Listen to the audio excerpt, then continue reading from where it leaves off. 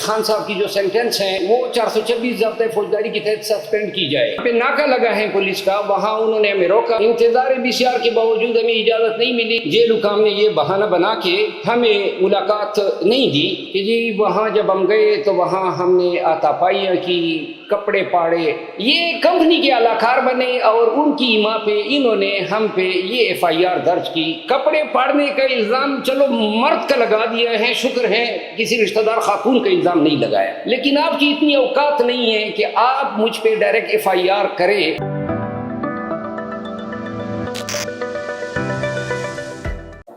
بسم اللہ الرحمن الرحیم۔ توشہ خانہ کیس میں آج اپیل کی سماعت ہوئی۔ ڈویژن بینچ نے چیف جسٹس اسلام آباد ہائی کورٹ کی سربراہی میں سماعت کی۔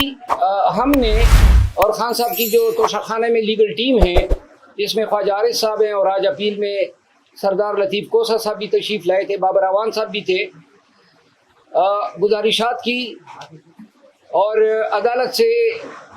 التجا کی کہ خان صاحب کی جو سینٹنس ہیں وہ 426 ضابطۂ فوجداری کے تحت سسپینڈ کی جائے۔ عدالت نے باوجود اپنا یہ کارروائی جو ہے اس میں نوٹس جاری کرنا ضروری سمجھا، اور غالباً جہاں تک مجھے یاد ہے 4 دن کے بعد انہوں نے کہا کہ یہ کیس دوبارہ سنا جائے گا، کیونکہ پاکستان میں قانون جو ہیں شارٹ سینٹنسز جو 3 سال سے لے کے 5 سال اور دوسری کیٹیگری ہے 5 سے 7 سال تک، جو 3 سے 5 سال ہوتے ہیں وہ آرڈینریلی عموماً پہلی پیشی پہ سسپینڈ ہو جاتے ہیں۔ تاہم اس کیس کا پروفائل دیکھ کے یا عدالت نے خود ضروری سمجھا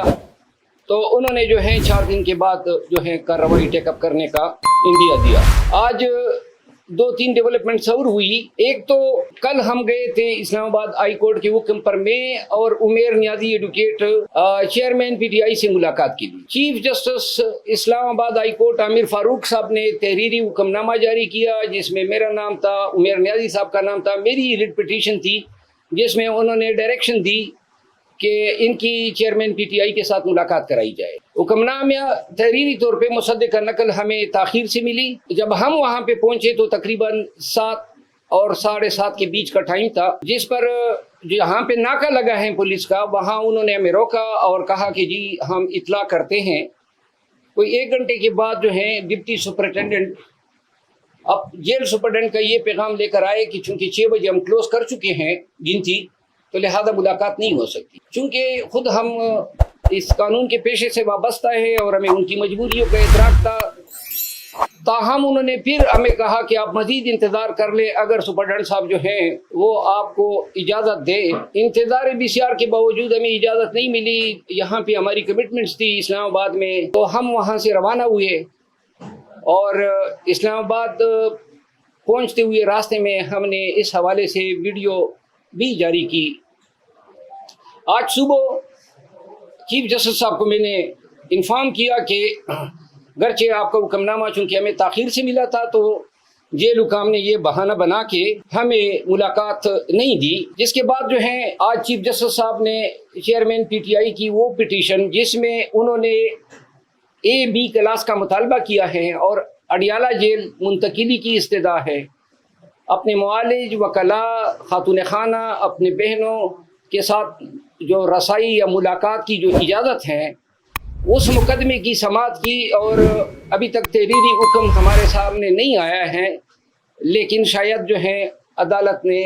قانون کے مطابق ہمیں اجازت دی ہے۔ جس کے بعد میں شہریار افریدی صاحب کے کیس میں پنڈی ہائی کورٹ گیا، Lahore high court Pindi bench, وہاں میں اس عدالت میں بیٹھا تھا کہ اس دوران مجھے واٹس ایپ آئی اور یہ ایک FIR مجھے موصول ہوئی جو کہ اٹک پولیس نے درج کی ہے ڈپٹی سپرنٹینڈنٹ جیل کے ایما پہ کہ جی وہاں جب ہم گئے تو وہاں ہم نے آتا پائیاں کی، کپڑے پاڑے۔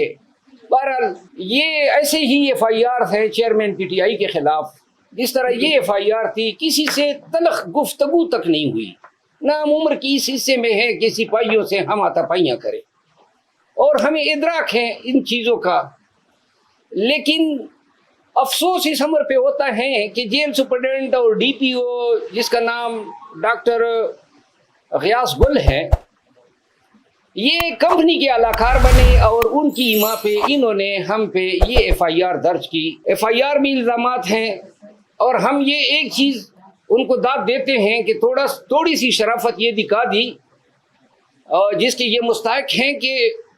کپڑے پاڑنے کا الزام چلو مرد کا لگا دیا ہے، شکر ہے کسی رشتہ دار خاتون کا الزام نہیں لگایا۔ ڈاکٹر غیاث گل جو ہیں اس نے مجھ سے تھوڑی دیر قبل انہوں نے مجھے کال کی، ان کے کال سے مجھے پتہ چلا دو چیزوں کا، کہ اس کی بیگم جو کہ ڈی ایم جی آفیسر ہیں جو یہاں ایک گھر پہ قبضہ کرنا چاہتی تھی، اور جس میں مخالف فریق کا وکیل تھا، میں نے ان کو قبضہ کرنے نہیں دیا، اور دوسرا اس نے کوئی پلاٹ لیا ہے غیر قانونی طور پہ جو دوسرے ایک پی ایس پی آفیسر نے چیلنج کیے، اور میں ان کا وکیل ہوں، اور یہ اس کے ساتھ جو ہے آؤٹ آف دا وے نیکی کی گئی تھی، تو وہ اس کیس میں بھی ریسپونڈنٹ ہیں اور میں اس کا مخالف وکیل ہوں۔ تو ان چیزوں کا حوالہ دیتے ہوئے انہوں نے کہا کہ جی آپ کو اندازہ ہو گیا ہوگا، تو میں نے ان کو کہا کہ محترم مجھے تو یہ ان چھوٹی چھوٹی چیزوں کا علم نہیں ہوتا ہے، لیکن آپ کی اتنی اوقات نہیں ہے کہ آپ مجھ پہ ڈائریکٹ ایف آئی آر کرے، اگر آپ کی پشت پناہی وہ لوگ نہ کر رہے ہو جو آج کل پورے پاکستان میں لوگوں پر ایف آئی آر کر رہے ہیں۔ انہوں نے مجھے فون پر دھمکیاں دینے کی کوشش کی، جس نسبت میں نے تھانہ سیکریٹریٹ میں ان کے خلاف دھمکیاں دینے 25D ٹیلی گراف ایکٹ کے تحت ایف آئی آر کرنے کی درخواست کی ہے۔ ساتھ ہی چونکہ ان لوگوں نے قانون کا مذاق اڑایا ہے اور ہائی کورٹ کے حکم پہ ہم گئے تھے، ملاقات آپ نے نہیں کرنی دی، اس کے بعد اس حد تک آپ لوگوں کا گر جانا ان اداروں کے لیے کہ آپ یہ الزام تراشیاں کر رہے ہیں۔ اب یہ چیز آج کی پہلی واردات نہیں ہے، میں نے 15 دن پہلے میڈیا کے ساتھ ٹاکس کے ذریعے آپ کو آگاہ کیا تھا کہ ہمیں دھمکیاں مل رہی ہیں، یہ ہمیں کام سے خان کی چیئرمین پی ٹی آئی کی وکالت کرنے سے روکنا چاہتے ہیں۔ چیئرمین پی ٹی آئی کے تقریباً 30 کے لگ بھگ مقدمات میں ان کا وکیل ہوں، اور یہ ایسے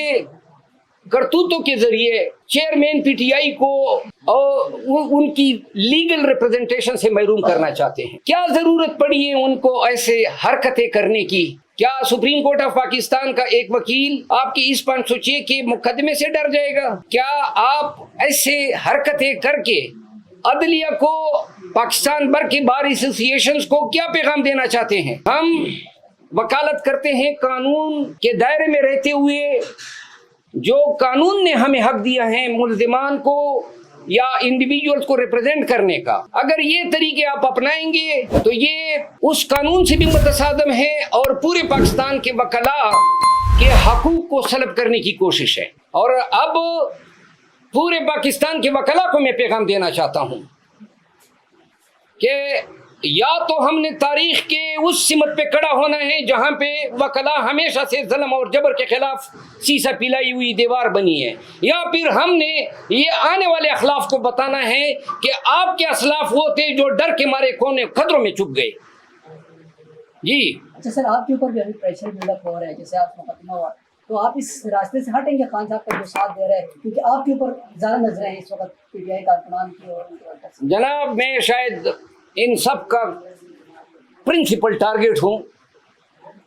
اور میں نے آج ٹویٹ میں بھی کہا ہے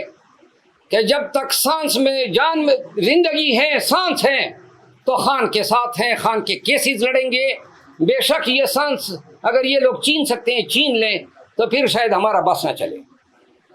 تھینک یو سو مچ۔